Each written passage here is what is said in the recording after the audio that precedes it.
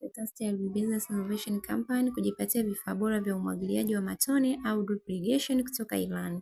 Kama mkulima ni muhimu kujifunza kilimo cha umwagiliaji au kufanya kilimo cha umwagiliaji wa matone au drip irrigation. Kuna faida zifuatazo ukiwa unalima kilimo hiki. Faida ya kwanza, kupunguza magonjwa kwenye mimea. Faida ya pili, kuokoa gharama za wafanyakazi. Faida ya tatu, kurahisisha uwekaji wa mbolea, kwa sababu tambua huu mfumo wa drip ni tunamwagilia mmea wenyewe kwa mfumo wa maji. Kwa hiyo inaweza ukachanganya na mbolea na pia ukamwagilia mbolea na maji pia yakisambaa.